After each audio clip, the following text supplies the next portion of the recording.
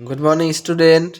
তো দেখো, আজকে আমি আবারও নিয়ে এসেছি তোমাদের ক্লাস 7-এর third unit test history suggestion. তো স্টুডেন্ট, এর আগের ভিডিওতে তোমাদের ইতিহাস এমসিকিউ ও এসিকিউগুলো দেওয়া হয়ে গেছে। আজকে আমি বড় প্রশ্ন নিয়ে আলোচনা করব, ঠিক আছে? তো দেখো, এবারে যে সেন যুগে নবরত্ন বলতে কাদের বোঝানো হতো। দেখো, আর একটা কথা, তোমাদের যেহেতু পরীক্ষার আর বেশি দিন নাই, তো আজকের এই ভিডিওটা তোমাদের কাছে খুবই গুরুত্বপূর্ণ, ঠিক আছে? তো এবারে প্রশ্নগুলো খুব ভালো করে খাতায় তুলে নাও। পরীক্ষার আগে এগুলো পড়লে আশা করি অনেক নাম্বার পেয়ে যাবে। তারপরে দেখো, চোল শাসন ব্যবস্থায় উড়ো ও নাড়ু কি, এদের কাজ কি ছিল, এটা পড়বে। তারপরে সুলতান ইলতুৎমিশের সামনে প্রধান তিনটি সমস্যা কি ছিল, খুবই ইম্পর্টেন্ট, ঠিক আছে?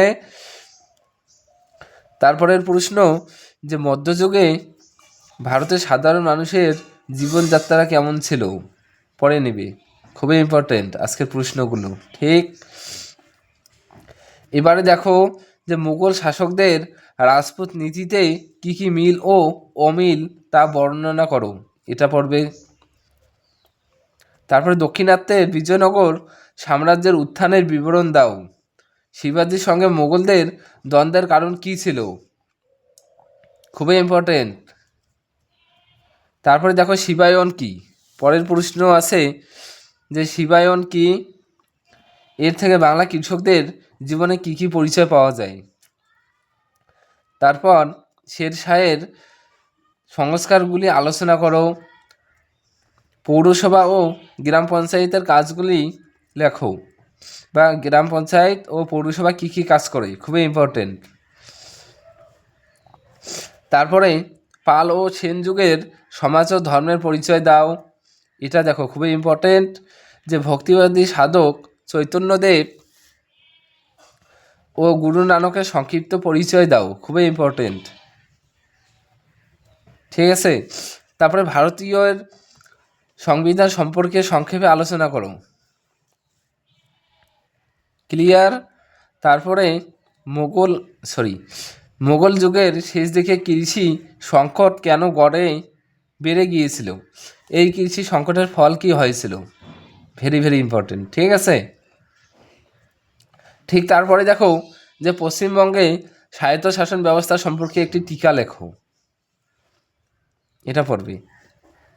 তারপরে মধ্যযুগে বাংলার স্থাপত্য ভাস্কর্য শিল্পের বর্ণনা দাও, ঠিক আছে?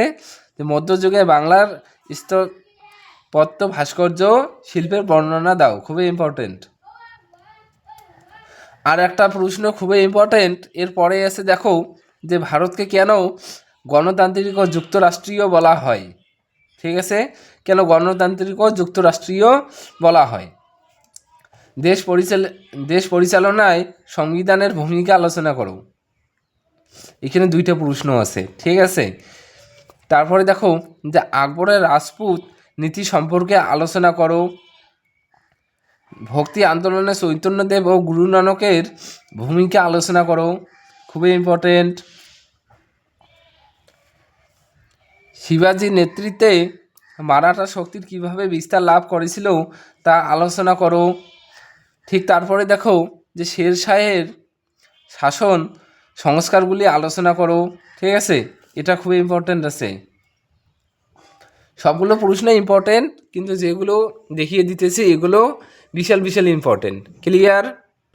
আচ্ছা, ঠিক তারপরে দেখো, যে শেরশাহের শাসন সংস্কারগুলি আলোচনা করো। তারপরে ভারতের সংবিধান কবে কার্যকর হয়, যুক্তরাষ্ট্রীয় সরকার বলতে কী বোঝো, পৌরসভাগুলির কাজগুলি লেখো, ঠিক আছে? দেখো, এটা তোমাদের লেস দেন ধারা প্রশ্নই দিতে পারে। তারপরে দিল্লি শহরের বৈশিষ্ট্যগুলি লেখো, বিশাল ইম্পর্টেন্ট। তো স্টুডেন্ট দেখো, তোমাদের পরীক্ষার যেহেতু আর বেশি দিন নাই, তো এই প্রশ্নগুলো ভালো করে পড়ে গেলে হয়ে যাবে, ঠিক আছে? আর এর বাইরে বই থেকে কিছু পড়বে। আর আমি যে এর আগে তোমাদের 104টা যে এমসিকিউ ও এসিকিউ দিয়েছি, সেগুলো দেখলে আশা করি পেয়ে যাবে, ক্লিয়ার?